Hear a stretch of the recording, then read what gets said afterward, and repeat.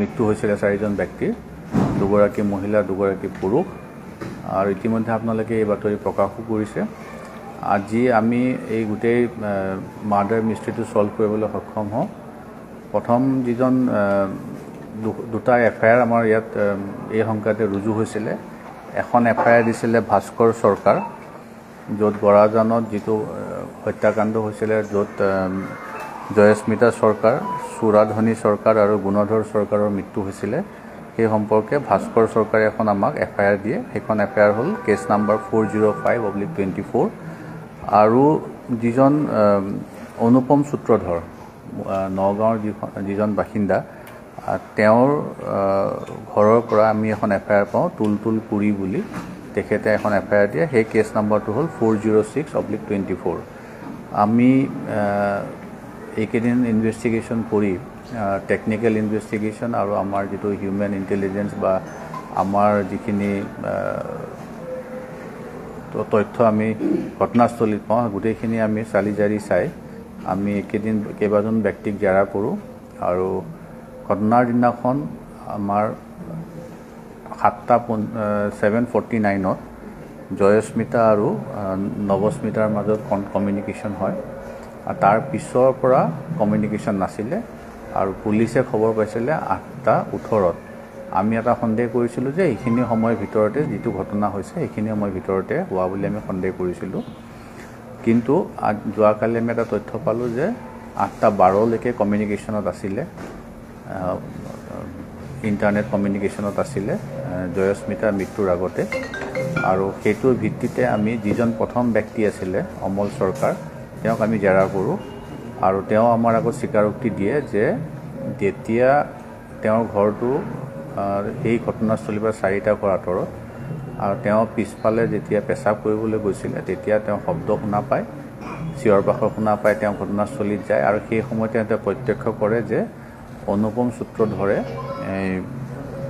সুৰাধনী চৰকাৰক কাটি থকা প্ৰত্যক্ষ কৰে। আৰু তেওঁক বচাবলৈ যায় পিছফালৰ পৰা ধৰে, তেওঁকো আঘাত কৰে, তেওঁ ভৰিত অকণমান আঘাত পায়। আৰু তাৰ মাজত হাতাহাতি হয় দুইজনৰ ভিতৰত। আৰু যিখন দা দি হত্যা কৰিছিলে সেইখন দা দিয়ে অমল চৰকাৰে তেওঁকো হত্যা কৰে। আৰু তাৰপিছত তেখেতৰ যিখিনি হাতত বা গাত তেজ লাগে সেইখিনি তেওঁ আনি পেলাই পুখুৰীটোত ধুৱে। আৰু যিটো চোলা আৰু যিটো কেঞ্জি পিন্ধি আছিলে তেওঁ সেইটো আমাক জ্বলাই দিয়া বুলি আজি স্বীকাৰোক্তি দিছে। এতিয়া আমাৰ এইখিনিলৈকে তদন্তত পাইছোঁ। গতিকে অনুপম সূত্ৰধৰে নগাঁৱৰ পৰা গৈ গৰাজানত গৈ তেওঁ 3জন ব্যক্তিক হত্যা কৰে। কৰাৰ সময়তে যিজন 3 নম্বৰ ব্যক্তি আছিলে তেওঁৰ নাম হ'ল সুৰাধনী চৰকাৰ। তেখেতক হত্যা কৰাৰ সময়তে অমল চৰকাৰে প্ৰত্যক্ষ কৰে আৰু তেওঁ সেই হত্যাকাৰীজনক তাতে অনুপম সূত্ৰধৰক তাতে হত্যা কৰে অমল চৰকাৰে। এইখিনিলৈকে আমি তদন্তত পাইছোঁ। আজি আমি অমল চৰকাৰক এৰেষ্ট কৰিছোঁ, কাইলৈ কোৰ্টত প্ৰডিউচ কৰিম। আৰু তেওঁ বাকী যিখিনি আমি তথ্য তেওঁৰ পৰা আমি ল'ব লাগে সেইখিনি কালিৰ পৰা আমি তথ্য লোৱাৰ প্ৰক্ৰিয়াটো আৰম্ভ কৰিম। আৰু আমাৰ এই কেছটো খুব চিৰিয়াছলি লৈছিলে। আমাৰ ছিনিয়ৰ অফিচাৰ সকলো আহিছিলে আৰু তেওঁলোকো ছুপাৰভাইজ কৰিছে। আমি প্ৰত্যেক দিনাই বেলেগ বেলেগ ব্যক্তিক সোধপোছ কৰিছোঁ, কৰি পেলাই এইখিনি আমি এতিয়ালৈকে তথ্য পাইছোঁ। কিবা যদি আপোনালোকক সুধিবলগীয়া আছে সুধিব। মটিভ আছিলে যে তেওঁৰ 2022 চনত তেওঁলোকৰ এটা ৰিলেশ্যন আছিলে। আৰু সেই ৰিলেশ্যনটো বিভিন্ন কাৰণত ব্ৰেকআপ হ'ল। ব্ৰেকআপ হোৱাৰ পিছত তেওঁলোকৰ মাজত FIR কেছ দিও হয়। আৰু সদৰ থানাতো কেছ চলি আছিলে। 23 চনত তেওঁলোকৰ FIR দিয়া হৈছে। আৰু তাৰপিছত এই বছৰ মে'-জুন মাহত তেখেতৰ বিবাহ ঠিক হৈছিলে। বিবাহ ঠিক হোৱাৰ পিছৰে পৰা অনুপম চৰকাৰে বিভিন্ন ধৰণৰ ভীতিগ্ৰস্ত কৰি আছিলে তেখেতক। আৰু তেখেতৰ হ'বলগীয়া স্বামীৰ ঘৰত গৈও দাবী ধমকি দিয়া আমাৰ তথ্য আছে, ভিডিঅ' ফুটেজ আছে যে ছোৱালীজনীৰ লগত বিয়া হ'ব নালাগে। আৰু ঠিক তেনেকৈ যোনদিনাখন হত্যা হৈছে সেইদিনাখনো তেওঁ ছুটীত যোৱাৰ কথা আছিলে, ঘৰত থকাৰ কথা আছিলে। কিন্তু পিছদিনাখন তেওঁৰ ছুটী গ্ৰাণ্ট নোহোৱাৰ কাৰণে তেওঁ থাকিবলগীয়া হ'ল কাৰণে তেওঁ ৰক্ষা পৰে। আৰু এই যে কথাখিনি তেওঁ যে আক্ৰোশমূলক এটা মনোভাৱ লৈ আছিলে সেইখিনি বিভিন্নজনৰ ব্যক্তিৰ আগত গৰাজনৰ তেওঁ প্ৰকাশো কৰিছে। আৰু যিজন তেওঁ হ'বলগীয়া স্বামী তেওঁকো তেওঁ নিজে অনুপম সূত্ৰধৰে ঘৰত গৈ দাবী ধমকি দিয়াৰ ভিডিঅ' ফুটেজ আছে। নাই আৰু এইখিনিয়ে গোটেইখিনি তথ্য আৰু বেলেগ কোনো জড়িত নাই। অমল চৰকাৰ গুণধৰ চৰকাৰৰ পৰিয়ালৰ হয়, তেওঁলোকৰ একে পৰিয়ালৰ, তেওঁৰ খুৰাক হয় গুণধৰ চৰকাৰ, যি মৃত্যু হ'ল তেওঁৰ খুৰাক হয়। নাই নাই নাই নাই, আপুনি আকৌ ভুল বুজিছে। অনুপম সূত্ৰধৰে হত্যা কৰিলে জয়স্মিতা, সুৰাধনী আৰু গুণধৰ। সেই সুৰাধনী চৰকাৰক হত্যা কৰি থকাৰ সময়তে এখেতে প্ৰত্যেকবাৰ চিঞৰ বাখৰ শুনা পায়, দৌৰি যায় দেখে, তেতিয়া তেওঁ ৰখাবলৈ চেষ্টা কৰে, পিছফালৰ পৰা ধৰে আৰু তাৰপিছতে তেওঁলোকৰ মাজত হেৰি হয়, স্কাফুল হয় আৰু তেওঁ ভৰিত আঘাত পাইছে, দাৰ এটা ঘাপ আছে তেওঁৰ ভৰিটো।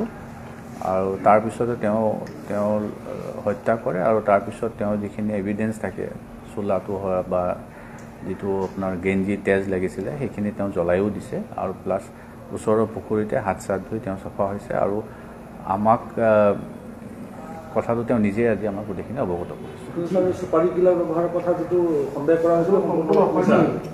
সেইটোতো আমি কেতিয়াও সন্দেহ কৰা নাই, এইটো সংবাদ মাধ্যমে সন্দেহ কৰিছে, আমাৰ ফালৰ পৰা কেতিয়াও আমি কাকো কোৱাও নাই বা আমি এনেকুৱা সন্দেহ কৰা নাই। নাই কোৱা, আমি 5জন নহয়, আমি পৰ্যায়ক্ৰমে আমি সদায় 3-4জনকৈ ব্যক্তি সোধা পোছা কৰিছোঁ আৰু যিমানখিনি আমি টেকনিকেল ইনপুট পাইছোঁ বা যিমানখিনি আমাৰ সেই ঘটনাটোৰ লগত বা সেই পৰিয়ালটোৰ লগত বা অনুপমৰ পৰিয়ালৰ লগত যিখিনি আমাৰ মানুহ জড়িত হৈ আছে সকলোকে আমি সোধ-পোছ কৰিছোঁ। যিখন দা প্ৰহাৰ কৰা হৈছিলে এখন দায়ে গোটেইকেইটা প্ৰহাৰ কৰা হৈছে আৰু সেইখন দা আমি চিজ কৰি এতিয়া ফৰেনচিক এক্সামিনেশ্যনৰ কাৰণে ইতিমধ্যে আমি হায়দৰাবাদলৈ প্ৰেৰণ কৰিছোঁ। অমল চৰকাৰে আছে, হয়।